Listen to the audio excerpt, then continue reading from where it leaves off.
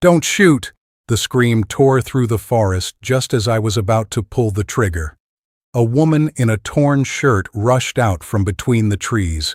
Behind her, 4 grown Bigfoot stepped forward at the same time, forming a huge living wall. I thought I was about to die. Then the woman turned and looked at me, tears rolling down her hollow face. I felt like I couldn't breathe. That woman, the woman begging me not to shoot the Bigfoot family, was my wife, who had vanished 20 years earlier without leaving a single trace. It all began in the fall of 2004. That was the year I thought I had touched the fullest happiness of my life. The small log cabin hidden behind the old pines, about 30 yards from Granite Creek, was the place Clara and I chose to warm the first days of our married life. On that wedding night, the cold air from the glaciers on Mount Baker poured down into the valley, fogging the windows with moisture. Inside, pine logs crackled in the fireplace, mixing with Clara's laughter as she awkwardly tried to flip the first pancake we made together. Happiness felt so close back then. The rosy red sweater she wore was too big for her, covering her small hands as they trembled from emotion and the sharp chill of early fall. We had planned hunting trips, afternoons fishing for salmon along the clear creek, and a small family with children running across the grass in front of the porch. Then Clara's little gray cat, the one she insisted on bringing from town, suddenly scratched lightly at the back door and darted into the darkness. Everything changed from that moment.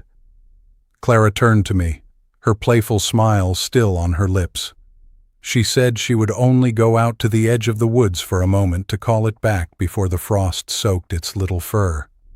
I remember grumbling something about both the owner and the cat being stubborn, then turning back to clean the flower-covered table. The oak door closed with a dry, fragile click. It was such an ordinary sound that I never imagined it would be the line that split my life in two. 10 minutes passed, then 30. Her call of Oliver grew smaller and smaller until it was swallowed by the rustling of thousands of wild cedar leaves. When I pushed the door open and stepped outside with a Maglite flashlight in my hand, there was only the overwhelming silence of the night on the Washington borderland.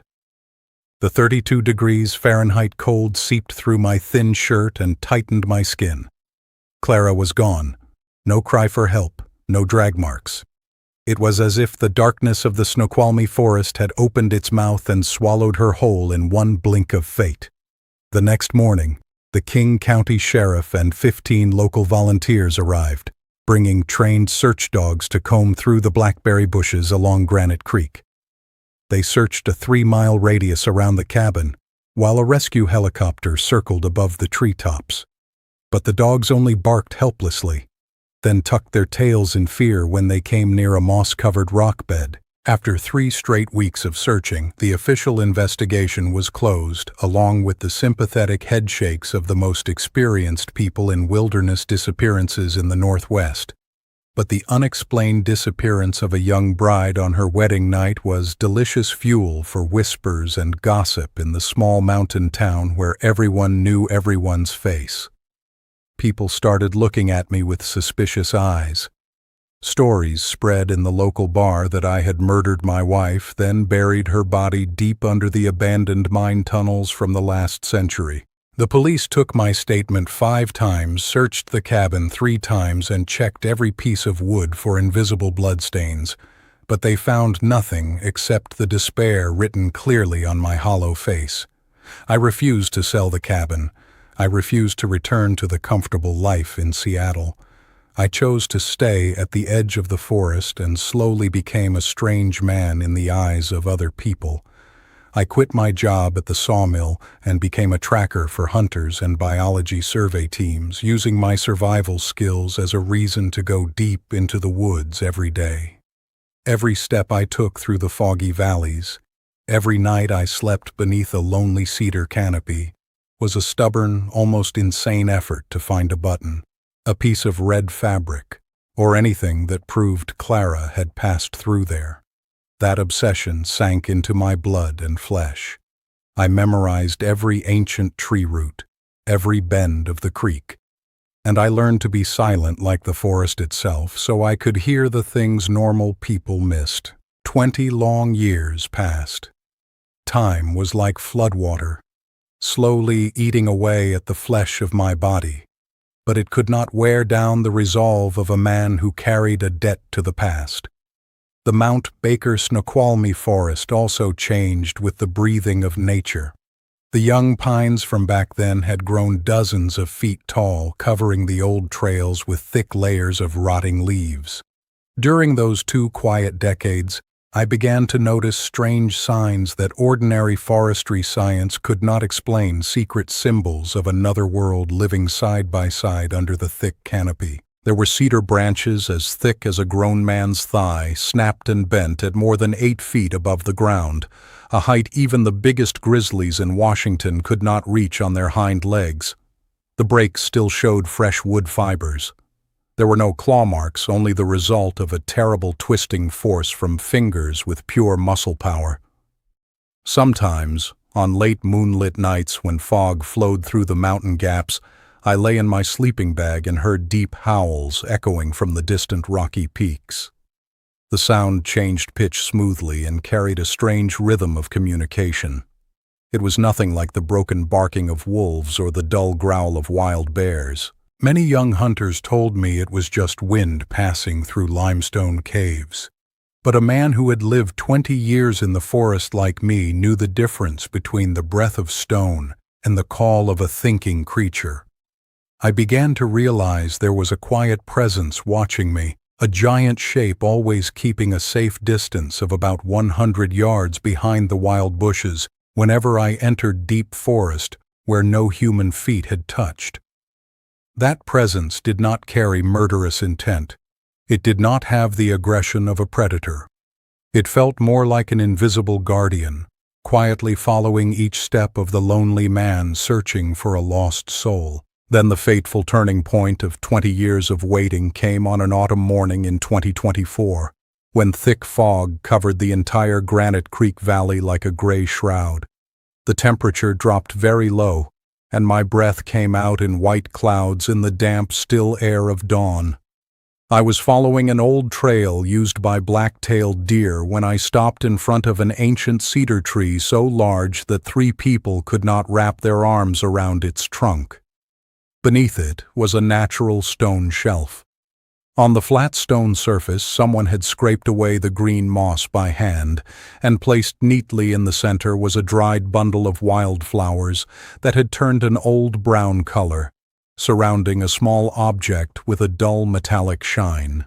My heart clenched as I stepped closer, my shaking hand reaching out to touch it. It was a silver necklace. The heart-shaped pendant had familiar tiny scratches, and the letters T and C, roughly carved by hand, were still clear beneath the dust of time. This was the gift I had made myself from an old silver coin for Clara on the 1st anniversary of the day we met. The necklace she always wore and never took off.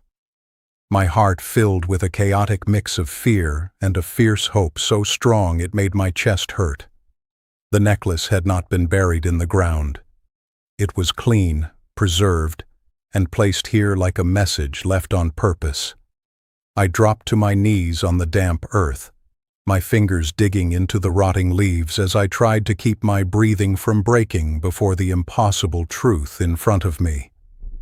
Who had placed the necklace here, and why, after exactly 20 years, had the keepsake of my missing wife appeared in a place only I could find on my tracking route?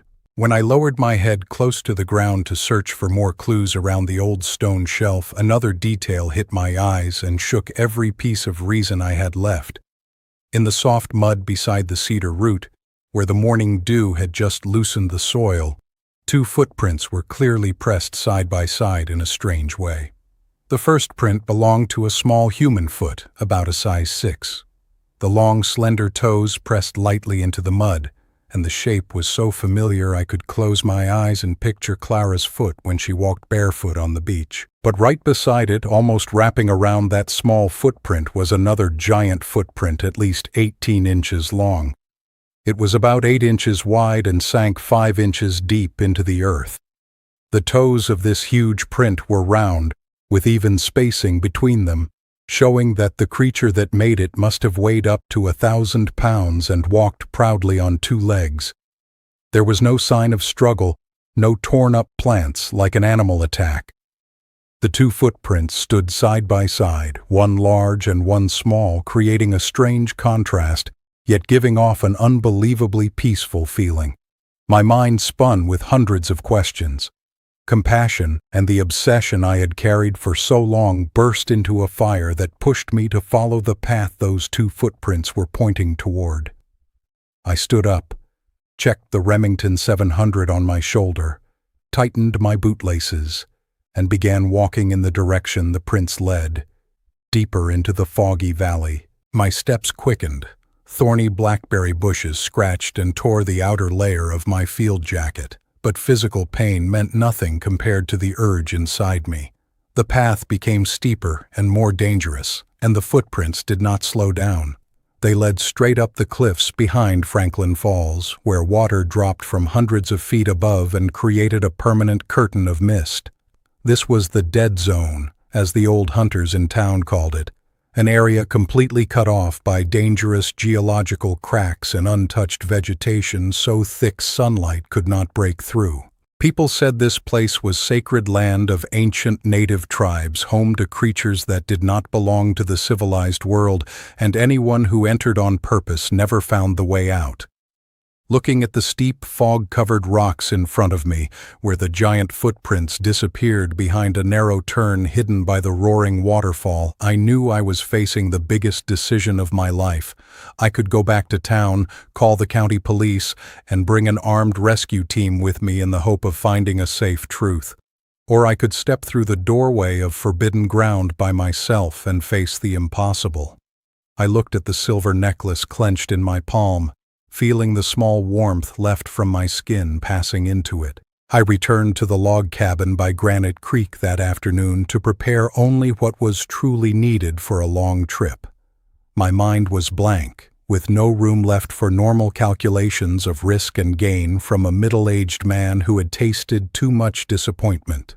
I opened the old iron trunk in the corner of the room and took out a moss-green military canvas backpack, shaking dust off the rough parachute cloth straps. I packed in complete silence. I only brought a brass Brunton compass, 2 boxes of waterproof matches wrapped in a nylon bag, a black diamond headlamp, and 2 foil-wrapped ration packs pushed deep into the bottom of my belt pouch. The old Remington 700 rifle, my loyal companion through hundreds of forest trips, was lifted from the wooden rack with a familiar weight sinking into my palm. I opened the bolt, ran my fingers lightly over the dull polished steel, felt the deep cold of the metal, then loaded 3.30-06 Springfield rounds into the magazine and snapped the bolt shut. For 20 years, this rifle had always been the thing that protected my life from wild bears and angry mountain lions. But now, as I looked at the silver necklace lying beside the leather sheath, I made myself one firm promise. I would never pull the trigger. The rifle was only a mental anchor, something to keep me from being swallowed by instinctive fear when I stepped into an unmapped place. I put the backpack on my shoulders, zipped my faded brown Carhartt jacket up to my neck to block the wind whistling through the cracks in the door, then stepped out toward the edge of the forest. My boots pressed into the rotting cedar leaves as I crossed the line of 1,000-year-old trees standing like ancient gatekeepers of the Snoqualmie wilderness.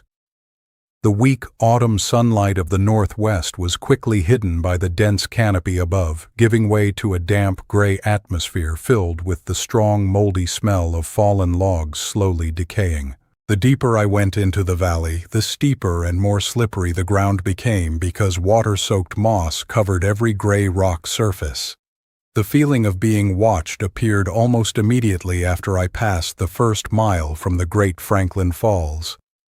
It was an invisible but very real pressure on the back of my neck, making me stop again and again to look around.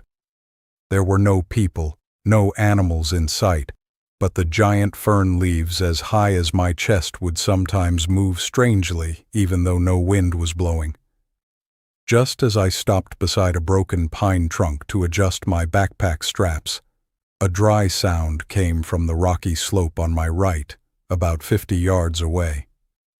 Knock, knock. 2 steady, firm knocks of wood striking a living tree rang through the silence, then stopped.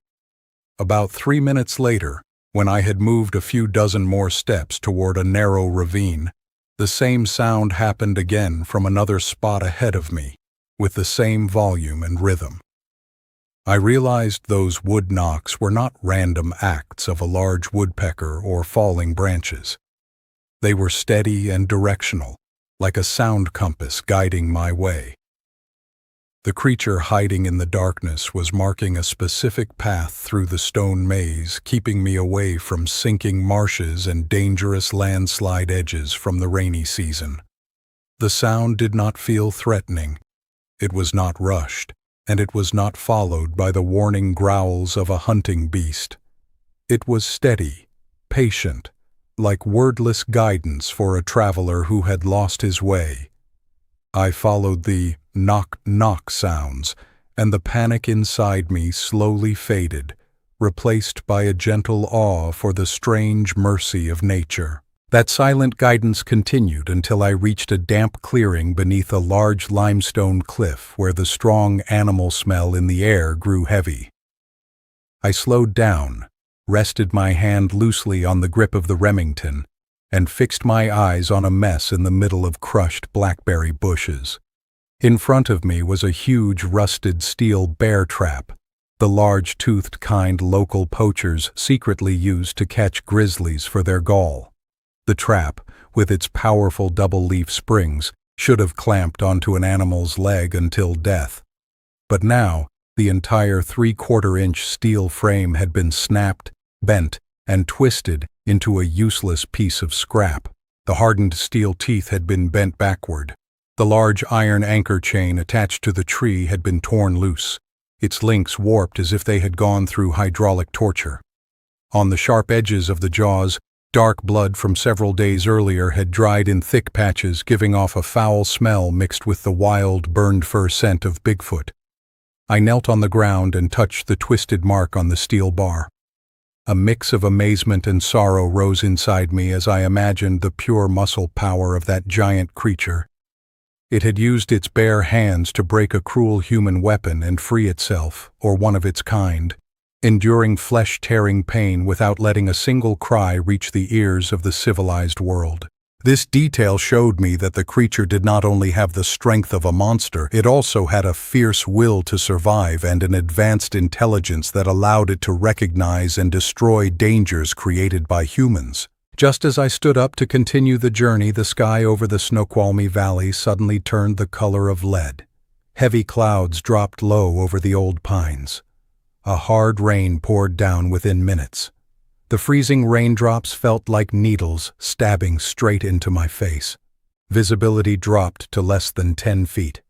The late afternoon cold of the Washington Highlands quickly fell below 30 degrees Fahrenheit. My fingers went numb inside my soaked wool gloves. Rainwater rushed down the grooves in the rocks, turning the muddy ground below into a slick swamp like grease. Every step forced me to lean my whole body forward. While I tried to grab a cedar root sticking out of the ground to cross a steep ledge, a slab of earth and stone under my feet suddenly gave way because it had been soaked by days of rain. I lost my balance. My whole 180-pound body, along with my backpack, slid down into a deep rock crack hidden behind ancient ferns. The hard fall slammed my head into the rock wall. The glasses I had worn for years shattered into tiny pieces and vanished into the wild rain. A sharp pain exploded from my right ankle. It was trapped between 2 narrow stones. I heard a small crack from the joint before the pain blurred my vision. I lay helpless at the bottom of a rock crevice about 10 feet deep. Bone-cold rain kept pouring straight onto my face. Around me there was only the gray of stone and the roar of the mountain wind. In the dark night slowly falling over the freezing valley, when I thought I would die from hypothermia in that lonely rock crack, a huge black shadow suddenly appeared above the edge. The shadow was so large it blocked the last weak light of the dying day. Its broad shoulders stopped the rainwater pouring down from the stone ledge above. From the thick darkness, a giant hand slowly reached down toward me. It was 3 times the size of a grown man's hand. The entire hand and arm were covered in thick silver-gray fur that hung down from the shoulder.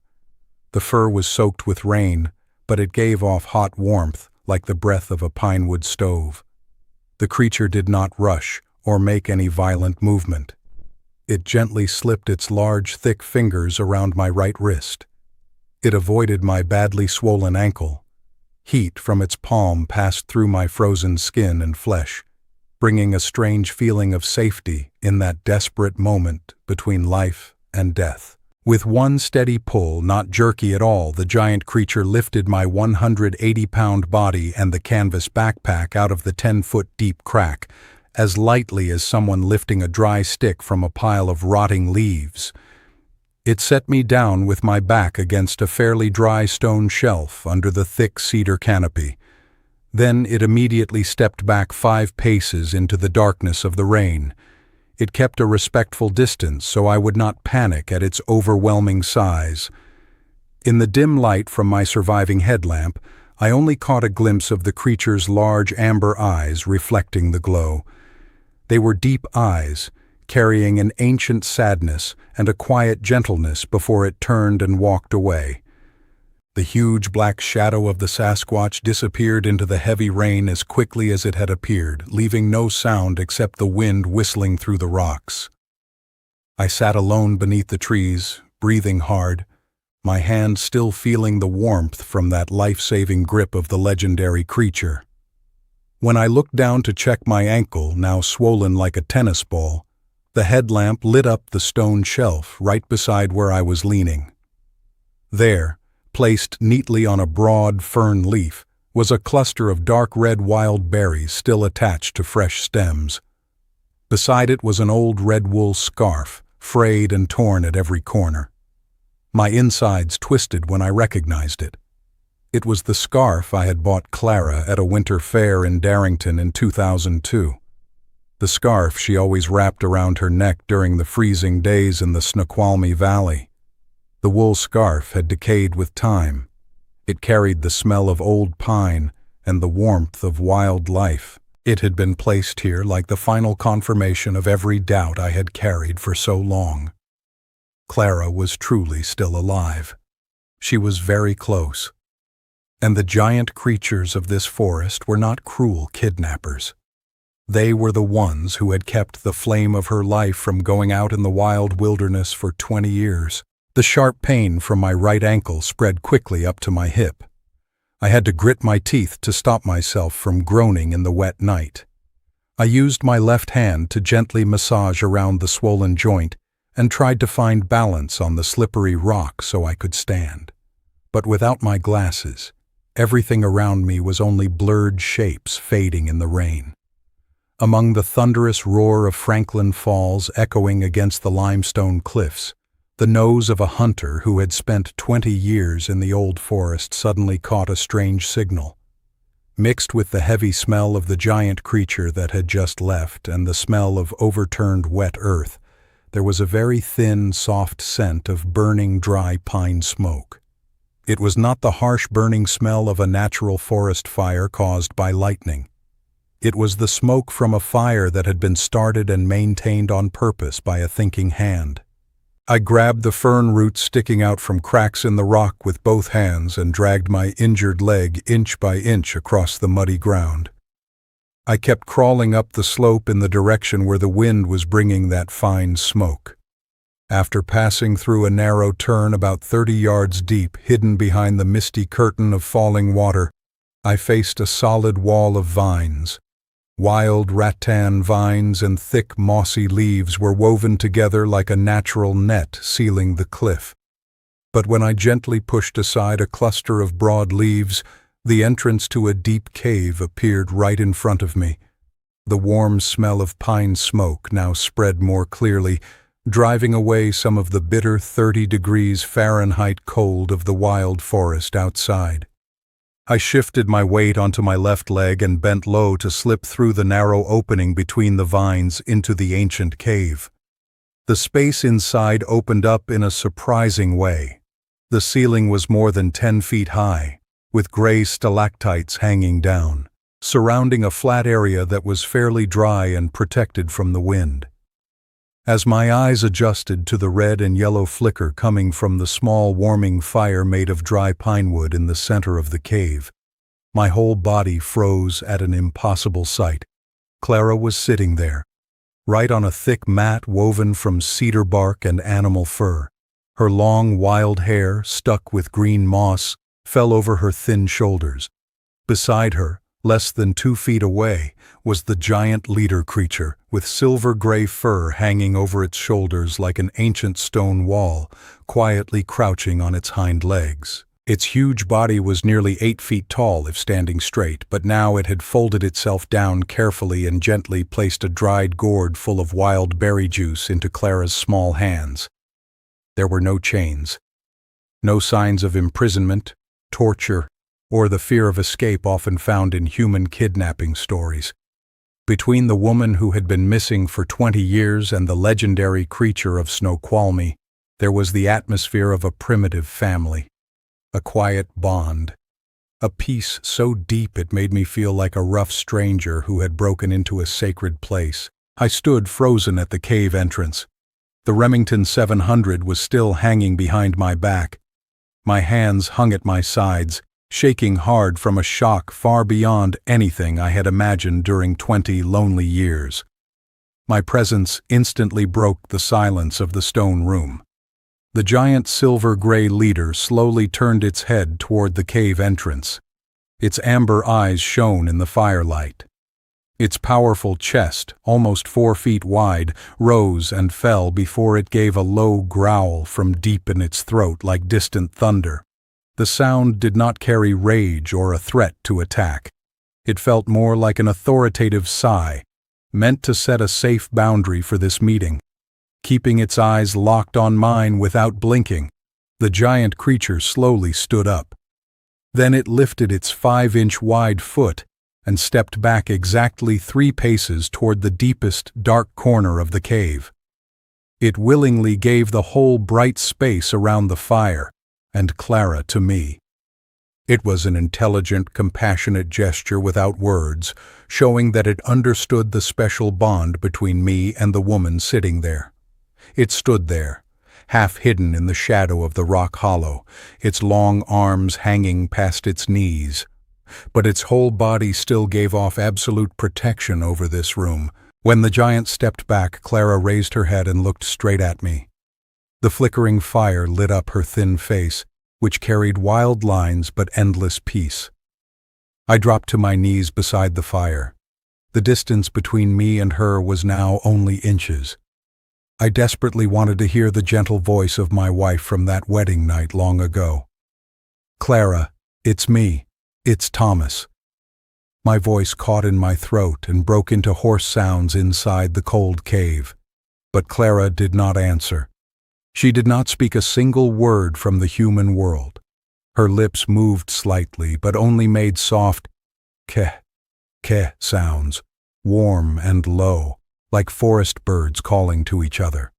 I realized the language barrier of civilized society had completely vanished from her mind after 20 years away from the outside world.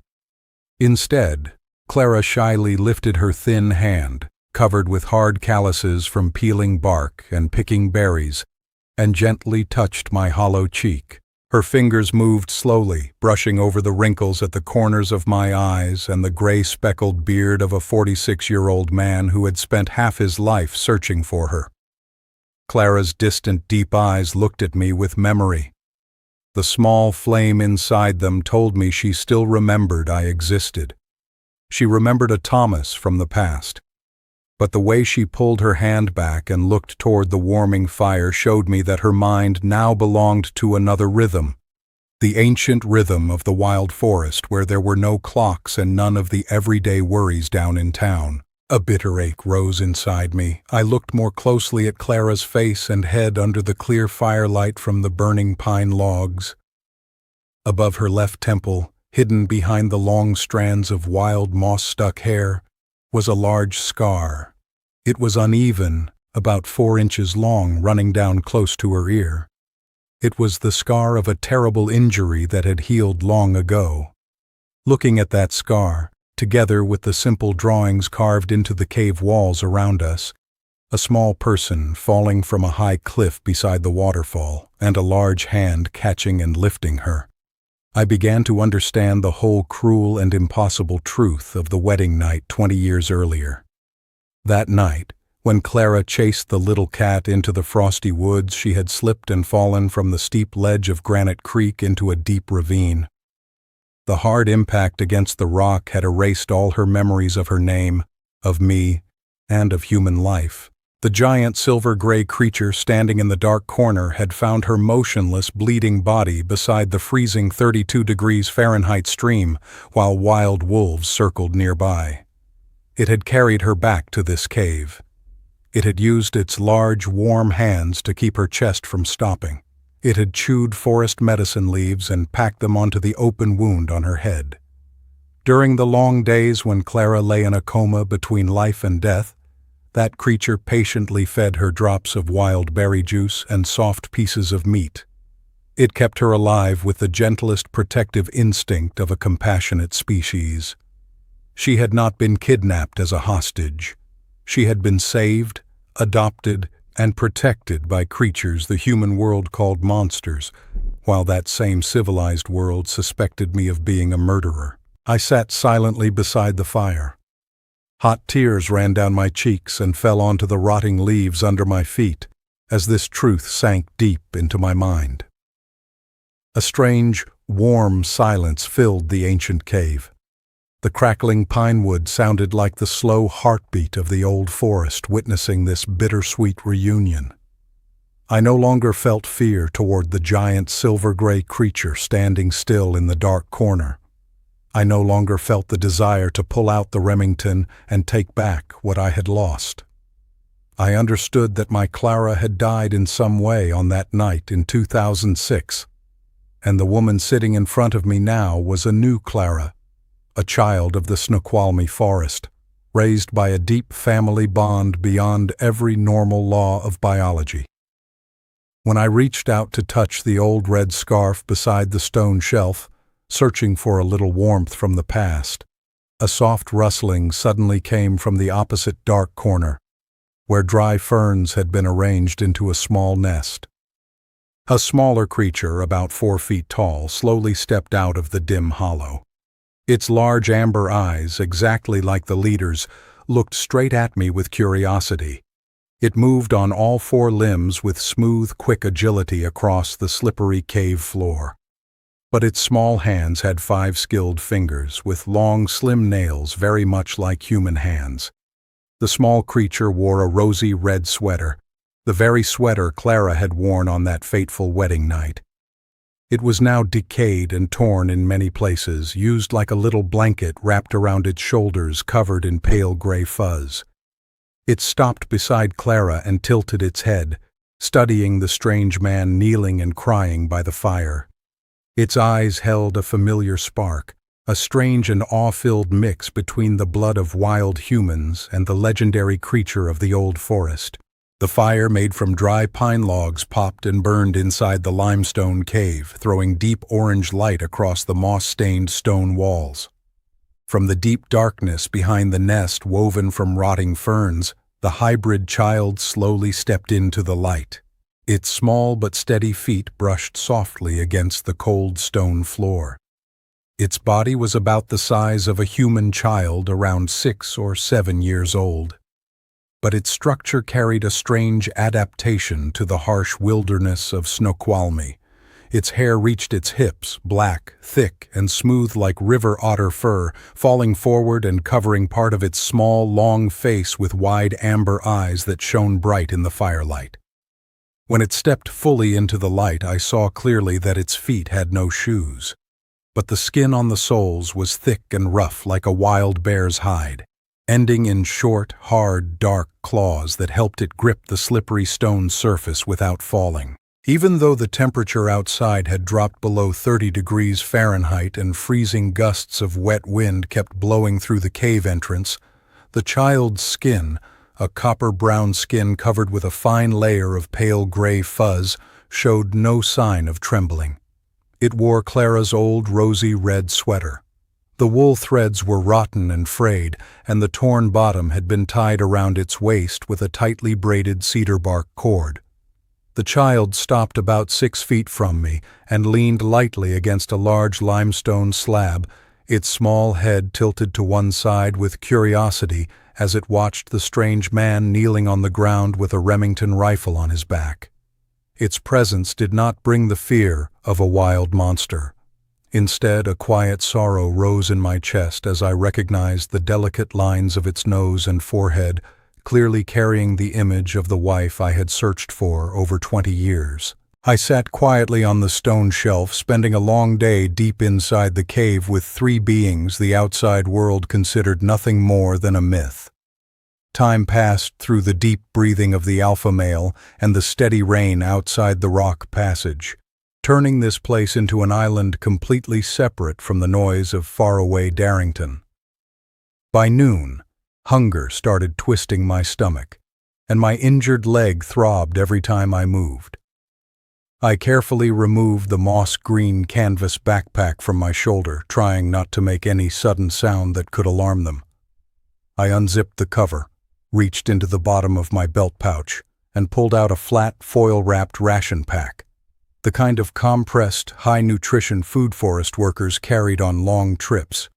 The small rip of the foil echoed in the quiet cave, making the hybrid child sitting beside Clara immediately lift its head. Its small, pointed ears twitched toward me. I broke off a corner of the ration about 2 inches wide, placed it on my open palm, and slowly held it forward. I kept a respectful distance and lowered my head to show complete peace. The child did not rush over and snatch it.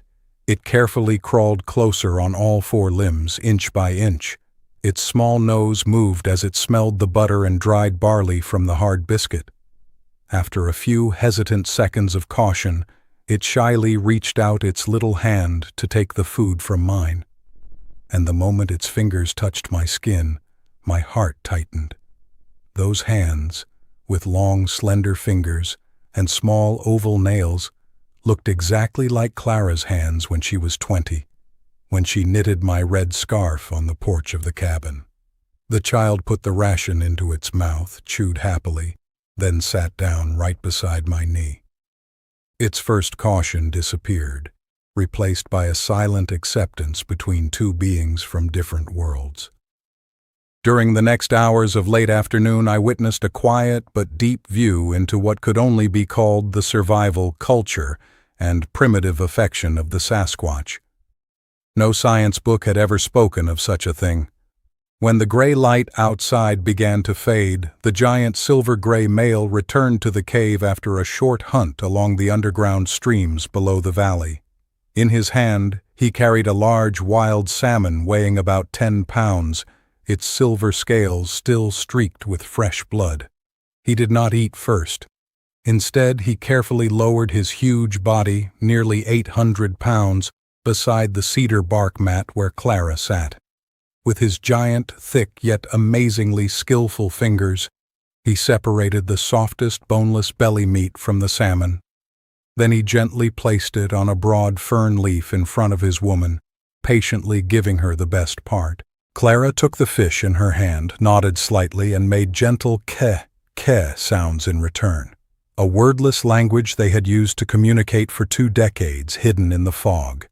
When night fully fell, the cold of the Mount Baker Snoqualmie highlands began slipping through the 1-inch gaps in the rocks, forming bone-cutting drafts that threatened to put out the small fire. Right away, the giant male moved closer. He wrapped his long arms, reaching past his knees and wide like old tree trunks, around Clara's thin body and the hybrid child. He used his thick silver-gray fur, full of hot body heat, like a strong wall to shield them completely from the freezing wind through the rocks. He took the cold against his own back without moving once.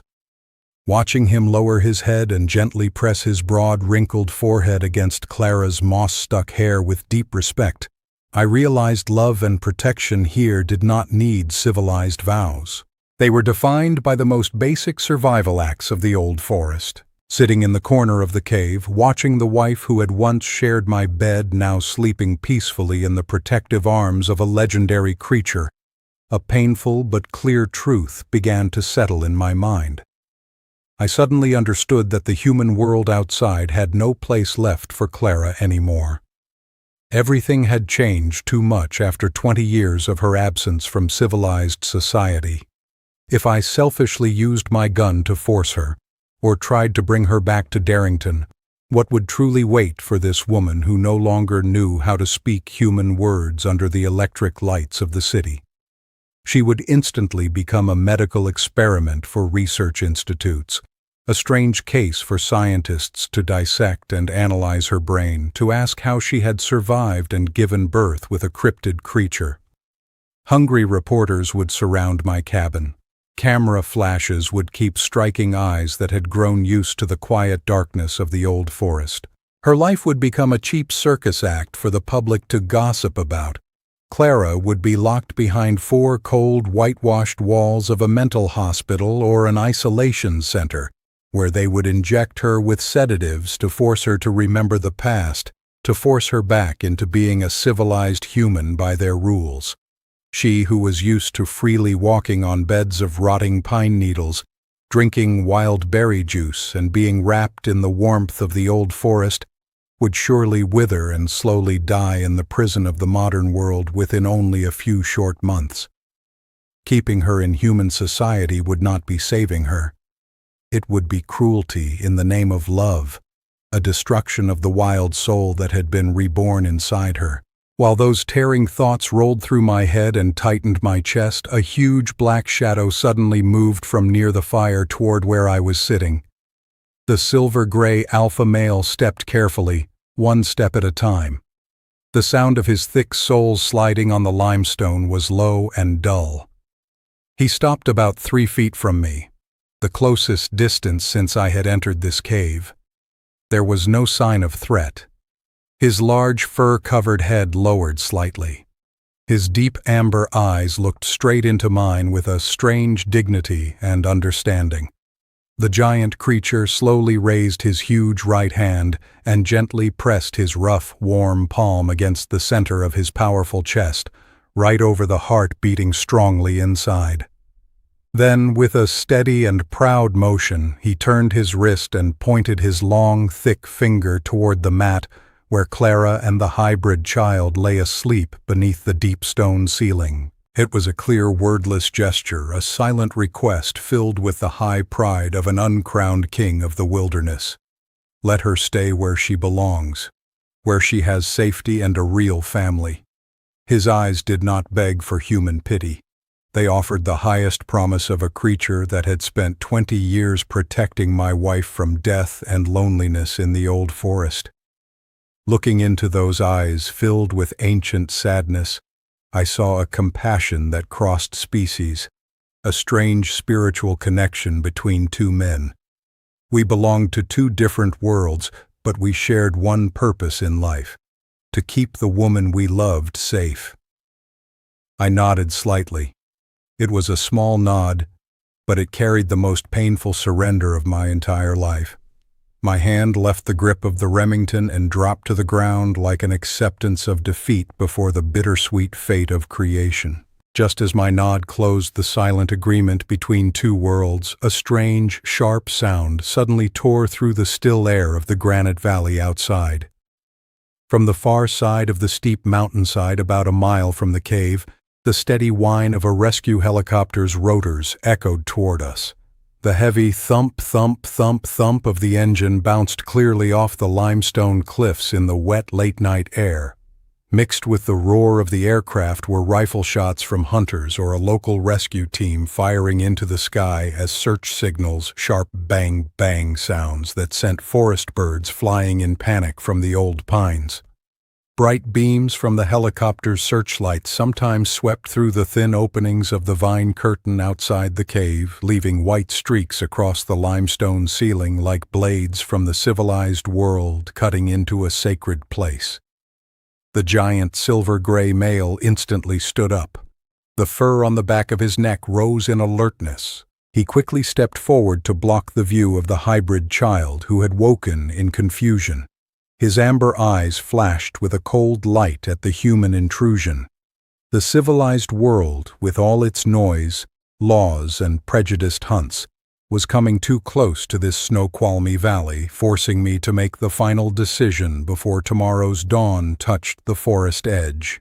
The rescue helicopter kept roaring over Granite Valley. Its cold white lights swept again and again across the thick vines outside the cave, reminding me that there was no time left for hesitation.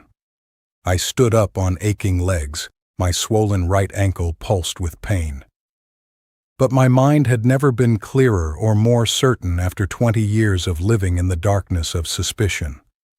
I knew exactly what I had to do at that moment to protect the primitive peace of this cave before the rescue workers or hunters with infrared scopes found it. I bent down and began using both hands to gather the leftover wild salmon bones, the dried gourd cups, and the ash from the dying pine fire. The giant silver-gray male immediately understood my intention through my firm movements. He bent his 4-foot-wide back, reached down with a huge hand, tore apart the cedar bark mat, and spread a layer of rotting leaves across the cave floor to erase every trace of human living. The wise hybrid child clung tightly to its mother's shoulder, its wide amber eyes staring at me without blinking as the giant male quietly cleared away the last dry branches. They were preparing for a silent migration toward the northern old stone fields, deeper into the remote slopes of Mount Baker, where frost covered the land all year and even the most skilled hunters in Washington had never set foot. I used a large fern branch to wipe away my own footprints in the mud near the cave entrance. My heart felt lighter knowing that in only a few hours, everything about their life here would dissolve completely into the mysterious mercy of the old forest. When the last trace inside the cave had been cleaned away, I had to face the most sacred farewell of my life. It was a goodbye without loud tears, but heavy with bittersweet loss. I moved closer to Clara as she stood with her back against the gray limestone wall. Her long, wild hair reached her hips and moved slightly in the cold wind blowing through the gaps in the vine curtain. I reached into the pocket of my old Carhartt jacket. My shaking fingers took out the silver necklace with the clover-shaped pendant, the only keepsake left from our wedding at the small church near Darrington that winter. I slowly lifted her thin, calloused hand and carefully wrapped the small silver chain around her wrist. I felt the warmth from her copper-brown skin spreading through the freezing 30 degrees Fahrenheit air. Clara did not pull her hand away. She quietly looked at the silver chain shining in the faint remaining light. Her lips moved and released a soft, warm "keh," like a wordless goodbye to the husband of her past. I rose onto the toes of my healthy left leg and brought my face close to hers, the face with the large scar by her temple. Then I placed a gentle, warm kiss on her forehead, exactly the way I had kissed her on our wedding night 20 years earlier before the fog swallowed everything. "I found you, Clara," I whispered to her in a hoarse voice full of relief. "Now you can go. Live your peaceful life in this forest." My tears fell onto her cheek, mixing with the raindrops still resting on her wild skin, and I knew that from that moment on, I had truly set her free, and set free my exhausted soul as well. Just as I let go of Clara's hand and stepped back toward the cave entrance, the massive black shadow of the silver-gray Sasquatch male came out of the dark corner. He stood tall before me, nearly 8 feet high, overwhelming in size. His powerful chest rose and fell. His hot breath turned into white clouds in the cold air of the late valley. He looked at me with deep amber eyes. There was no longer any trace of caution or hostility from a wild creature. In its place was calm and complete understanding. In front of Clara and the small child, the giant leader suddenly lowered his broad shoulders. He bent forward and gave me a slow, solemn bow. It was a respectful and proud bow from a lord of the forest to a human hunter. A silent recognition between two men who had both loved, cared for, and protected one woman in completely different ways. The weight of that bow made me understand that he was grateful for my letting go, grateful that I had not chosen weapons or civilized laws to break apart their wild world. The wordless gesture lasted less than 5 seconds, but it carried a dignity beyond species. It erased the distance between human and legendary creature, leaving in my heart a gentle awe for the noble soul hidden behind the silver-gray fur of the old forest. I turned and walked out of the cave, dragging my injured right leg through the ancient ferns as I returned to Darrington alone when the gray dawn began rising over the mountains. The old Remington 700 rifle still hung behind my shoulder, but the whole bolt magazine had been emptied. The 3.30-06 Springfield rounds had already been thrown deep into Granite Creek. I walked into the Snohomish County Sheriff's Office looking wrecked, my Carhartt jacket soaked with rain and mud, my hollow face like a man who had come back from the dead. Sitting across from the old sheriff, the same man who had opened a file suspecting me 20 years earlier, I placed the unloaded rifle on his tobacco-smelling wooden desk. I looked straight into his eyes, and with the calm, steady voice of a hunter who had accepted every truth, gave the final statement that would close the case forever. I had found Clara's skeleton in a deep rock crack below Franklin Falls. I lied clearly. She had fallen into the ravine and been attacked by a grizzly during the first days of the winter of 2006. Her red wool scarf had also rotted beside the remains. The sheriff watched me carefully, wrote my statement in his old leather notebook, then sighed and signed the county report. Officially, 20 long haunted years of a missing person case came to an end. I walked out of the police station, ignoring the curious looks and whispers of the townspeople behind me. My heart felt strangely peaceful because I knew that lie was the strongest shield to protect Clara's family beneath the Snoqualmie canopy forever. 15 years passed quickly, like one blink of the old forest. Now I have become an old man with white hair. My legs are no longer strong enough to carry a backpack over the rocky slopes of Granite Creek. I live alone in the small log cabin near the edge of the national forest, where every afternoon I often sit in a pinewood armchair on the porch and watch the cedar treetops turn gold in the sunset. My life moves in silence, but the wild world has never forgotten the silent promise made that rainy night in the limestone cave.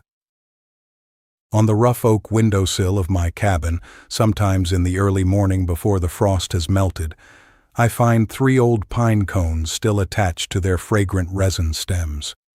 They are arranged neatly and carefully into the letter C, the first letter of Clara's name. And on full moon nights in autumn, when silver moonlight shines through gaps in the rock walls, a strange, tall teenage figure with a powerful body and pale gray fur sometimes appears at the edge of the forest, about 100 yards from my porch. The hybrid child from long ago has now grown up. It stands tall under the shadows of the old pines, tilting its large head toward the old man sitting on the porch, its bright amber eyes glowing with warmth. It stands there watching me for a few minutes like a silent guardian. Then it turns and disappears into the deep fog of the old forest, leaving behind a lasting peace and an absolute belief in the proud, hidden life of the creatures who belong to the Snoqualmie woods. Hello, viewers of Bigfoot Sasquatch Story. I'm Victor. Together we have just walked through the final chapters of Thomas's 20-year journey. It was a journey that began with the heartbreaking pain of a fateful wedding night and ended with an accepting nod, a sacred act of letting go beneath the ancient canopy of the Snoqualmie Valley. I know that when the final lines close, many of you sitting in front of your screens right now may be quietly wiping away tears or letting your hearts sink into a deep, lingering silence. This is not the pain of a tragic ending. It is the soft but deep touch of a bittersweet release, a kind of love that goes beyond every boundary of species and civilized prejudice. Try to put yourself in Thomas's place when he pushed aside the vine curtain and stepped into that limestone cave. The Remington 700 on his shoulder represented everything that belonged to the human world. Weapons, ownership, prejudice, and even the desire to reclaim justice or take back what was lost. But in front of the warm fire, what he faced was not a cave of cold-blooded monsters. It was not a prison. He saw Clara, the wife he had missed every night, living peacefully in a completely different rhythm. She no longer had human speech. Her memories had been wiped away after the fateful fall. But she had a new family, a wild family that used its own body heat in the 30 degrees Fahrenheit cold to keep the flame of her life from going out. And the moment the silver-gray alpha male placed his hand on his chest and pointed toward Clara, a request filled with pride and dignity, was the peak of this story. It was not the act of a mindless beast. It was the highest empathy of a creature with intelligence and an ancient soul. It gave Thomas the right to choose. And Thomas made the greatest choice a man could make. He chose to love her by letting her be free. His lie to the Snohomish County Sheriff about the skeleton by the stream was not an escape. It was the strongest shield, the final gift he gave to the woman he loved to protect her from the camera flashes of the press, from needles and the cold walls of human laboratories. What is the deepest lesson this story gives each of us? It is empathy and the boundary of love.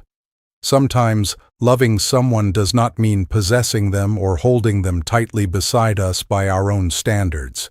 True love is when we are brave enough to see where they truly belong, where they can find peace and lasting protection, even if that place no longer has room for us.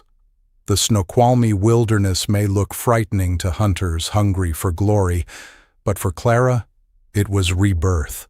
The giant creature the world calls Sasquatch, through deep affection and patience, taught civilized humans a great lesson about compassion. The image of the teenage hybrid standing under the moonlight and watching Thomas at the end is fate's quiet nod. The bond from long ago was not lost. It only changed into pine cones arranged in the letter C on a windowsill, into a silent link between two worlds. Thomas has grown old, but he is not alone. He has eternal peace in his heart. And he knows that somewhere deep in the endless northern cedar forests, Clara and her family are still alive, free and proud. Thank you for listening to this moving story until the end. If the story of Thomas, Clara, and the legendary creature of Snoqualmie has touched your heart, please help this channel spread its message. Hit like on the video to support our editing team, and don't forget to subscribe to Bigfoot Sasquatch Story today so you won't miss the next legendary journeys. Your support is the motivation for me to keep opening hidden files, warm and amazing stories about the cryptid world. Goodbye, and I'll see you again on the next journey into the heart of the mysterious wilderness.